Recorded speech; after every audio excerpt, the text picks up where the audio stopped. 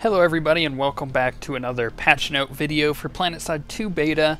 So there's quite a few things in this recent patch that came out, and there's even more things coming next week, so be excited for some pretty awesome stuff coming. The first of which is here on the character screen. So as you could tell, the character background screen has been adjusted. It's now kind of like an environment rather than just a screenshot or art or whatever it was before. Also, they completely wiped all the characters. As you see, I'm only battle rank 2. I haven't really gotten to play a whole lot today. And they also have new server names. So they changed the names from like US West and all that. So as you can see here, that's all the server names right there. So they have US East, US West, and EU servers that are all named properly. We are on Adrastia. It almost sounds like the name of the god in Dragon Age, but I won't go into that. Let's back up and let's actually go into the game, and I'll show you more new stuff that is really freaking awesome. Okay, so I spawned in, and it's dark, but that's okay. First, let me switch to heavy assault real quick. There's a lot we have to look at, but in order to make sure this all flows, I have to be heavy assault. First thing of the most notable, I guess, is the fact that they redesigned the entirety of the warp gates, right? So the warp gates are still where they're at, like bottom left, bottom right, and top middle. But the way the warp gates are laid out are different. So actually, it doesn't reflect on the map. This is what it used to look like. There you go. This is what it used to look like. You used to have a few buildings here, and then you had a tower that had the vehicle spawners at the bottom, and then aircraft spawners at the top, and it had little landing pads and stuff. It's much different now. So you come out of the building like so, and you empty out onto this thing. I know it's a little hard to see. It is pretty dark out here. But as you can tell, we're on like a platform, and it is raised off the ground here. I'll even move off over this direction and get you a view at it from ranged, so that way you can kind of see what it looks like. It's actually fairly big. It's just kind of like a landing platform. Or a docking platform, I guess would be the correct term.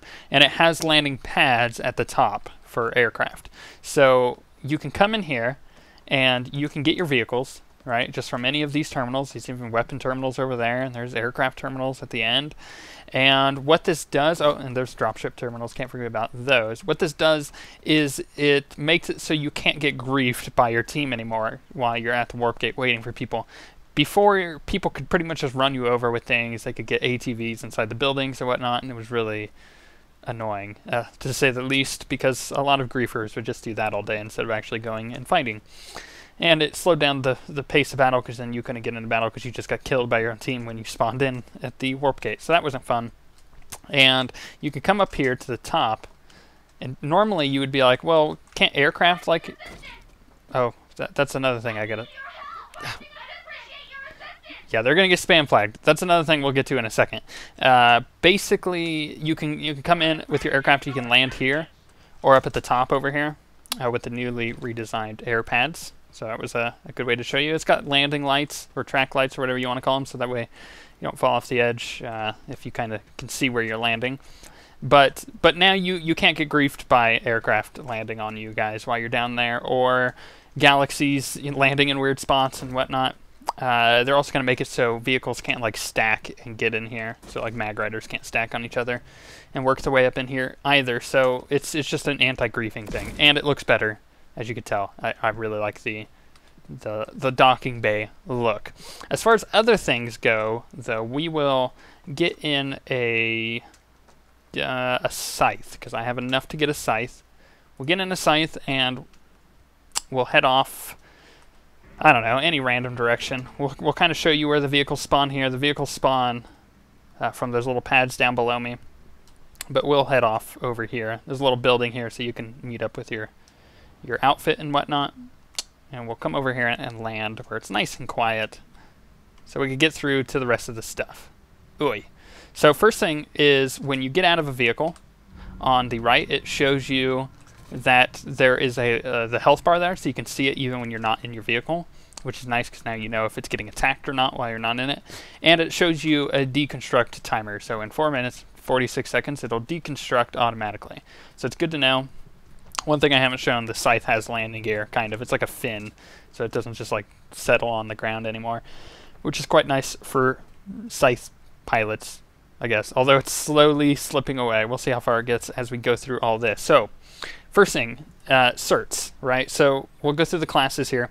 The Infiltrator got quite a few things. The Infiltrator got IFF grenades. So IFF grenades basically is like a radar that you could throw down and people can see. So Infiltrators are a little bit more useful now, but even more useful is the fact that their hacking is in. So they can hack equipment terminals and like giant the cannons and stuff on bases. You can hack those. Look at my scythe just go away from me. It's slowly creeping away. Anyway, so you can hack terminals and whatnot. You can hack people out of their cannons, and then it has to be hacked back in order for them to get it. So that's pretty cool. That gives the Infiltrator a lot more functionality as opposed to before where they were just snipers. What else did they get? They got new cloaking devices. So the Hunter cloaking device says allows the Infiltrator to cloak for a short period of time. Movement is reduced, but or movement reduces the effectiveness of the cloak. So basically, they move slower, but it works longer, I guess. And the other thing is the nano armor cloaking.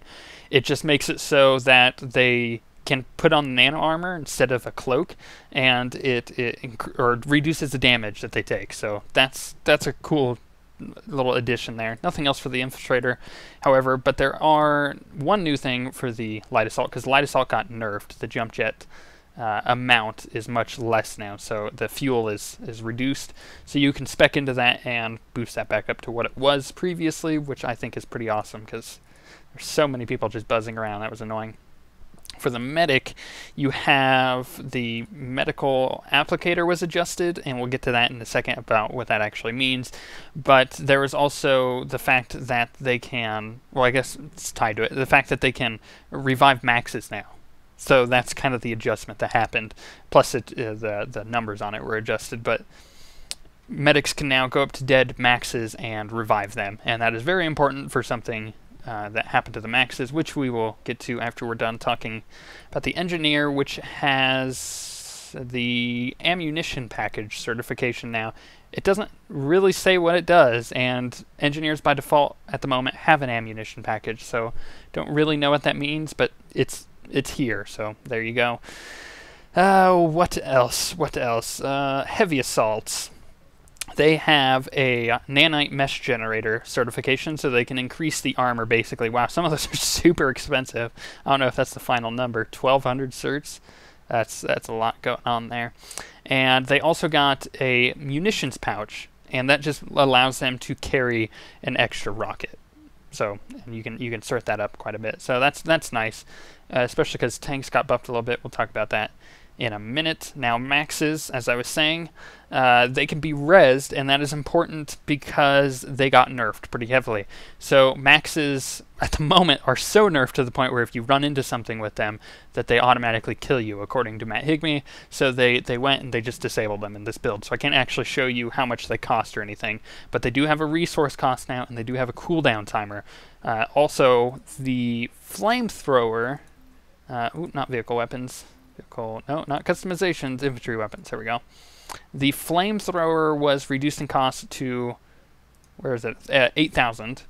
So I think that was changed. It was either increased or decreased. I don't know. I never had a flamethrower, but they're looking at adjusting that a little bit as well. But yeah, they have a cooldown associated with them and the resource cost. So maxes being able to be rezzed is very nice. That needed to happen with this latest nerf. And now we got to move on to vehicles. As far as all of them go, they all get an extra ammunition cert. So for all their weapons, for instance, we'll go to the lightning, we'll go to the weapon. There you go. Maximum ammo capacity and reload speed has been added as well to most weapons. I don't think all, but most. And night vision optics were in before. So there's all that to all the weapons of vehicles. For things that hover, like a scythe, it has hover control now, if it's there. I don't even know if I can find it. There's a lot of things here for the... There it is. Hover control. I think that Mag Riders got their hover. We will find out. Maybe they didn't. It doesn't look like they did it. But moving on, the aircraft got their ejection seats. So go to the Galaxy. You could see here that they got, ooh, maybe not. I don't think the Galaxy got one. No, it did not. Okay, we'll back up and we'll go to a more useful one. The Scythe. The Scythe got an ejection system. Ejection, rather, not injection. Which allows you to not take damage when you bail out. If you fall down like a couple hundred feet, so that's quite nice. I like that. Tanks got a mine guard, so you can clear out mines that way. It also reduces the damage of explosions underneath the vehicle. So say you're in a mag rider and a rocket hits underneath you, it'll do less damage if you have a mine guard on. The mag rider also got the fuel for their mag burner cert. Let's see if we can find it right there. See, mag burner fuel recycler 1 just reduces the rate in which the mag burner fuel is regenerated, so that's quite nice. I said decreased, I think, but I meant increased. They increase the rate at which the mag rider fuel is regenerated by 10%, and then that goes up progressively as you go there. Vanguards got their shield in, so their ability should now work properly. It also has a certification tied to it, and you have to equip it once you cert into it. So that's something the Vanguard tanks need to get. The what is it called? The stealth generator also was added to vehicles. See if we can find it on the Lightning. Poop, maybe not. Yeah, there it is, stealth. So what it does is it makes it so that the time to lock onto vehicles with rockets is increased, and they also don't appear on the minimap. Enemy vehicles now appear on the minimap if they're close by, if they don't have the stealth cert. So that's important to know. As far as that goes, there's a ton of other vehicle changes we'll go over here in a second, but the most notable one is that the Sunderer is now the main spawning thing. So it's got its, oh, there it is. It's AMS. So that was one of the first things I purchased with this new character. Basically, it is the new Galaxy. The Galaxy before would go, land, deploy, and then people could spawn out of it. That has its functionality removed. The Galaxy can still do that, but you have to spec 500 certs into it. So only the really dedicated Galaxy flyers are going to get that, which I think is really nice because it was a bit too much before. So they got this instead, which I think is quite nice for the Sunderer. It gives the Sunderer more functionality. Plus, it kind of is reminiscent of the first game with the AMS, and I like that.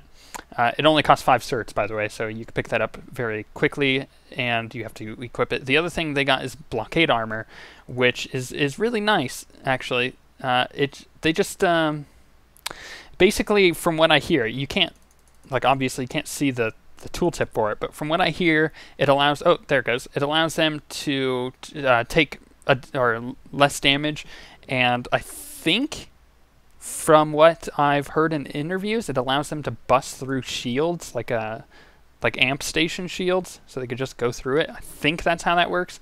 I'm not entirely sure. That's just what I have heard thus far. So, as far as general vehicle changes go, though, you have the Sunderer got its cost increased because of its new change from 200 alloys to 400 alloys of the yellow one there that you see.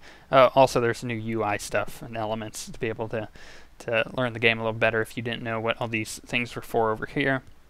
Rocket pods from aircraft, they fire slower now.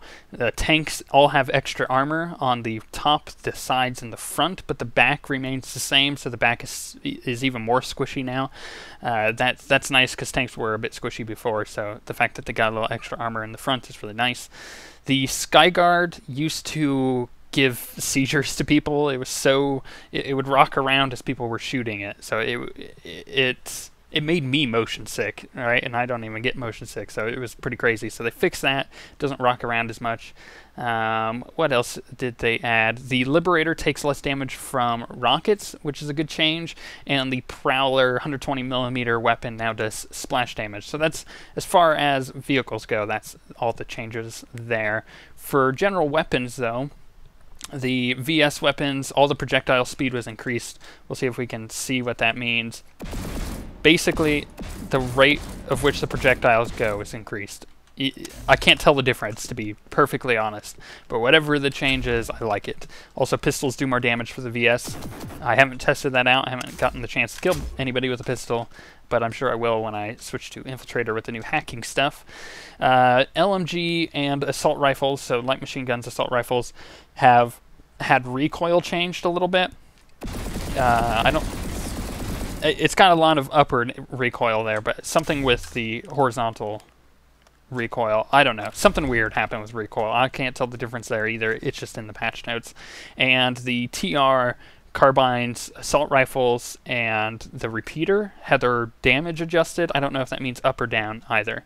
Lastly, for weapons, rocket launchers now have an iron sight, which I think is ridiculous on this one. I don't think this is the final iron sight for the VS rocket. It may just be a placeholder because it doesn't look like it belongs on a VS weapon. But you can see that the rocket speed was definitely adjusted. Very nice change. I like that a lot. I think aside from that, though, that was basically all the changes in this patch. It was a pretty big patch. Next week we are getting Ezimir, which is a new continent. It's an ice continent. I'll be sure to do an entire continent overview and kind of show you guys what it looks like and the different facilities on that continent. And that's the plan, at least. Also, there's supposed to be major changes to different systems in the game with that as well. So we'll see when that comes in, and we'll definitely do a video of it. I'm going to see if there's anything else new in this one. Hopefully there is. I mean, that was a pretty detailed video for you guys. We'll see if there's anything else new, and I'll make a video about it and get that up to date. But as far as that goes, that was anything I could think of. And on that note, we will see you guys next week with our Ezimir preview.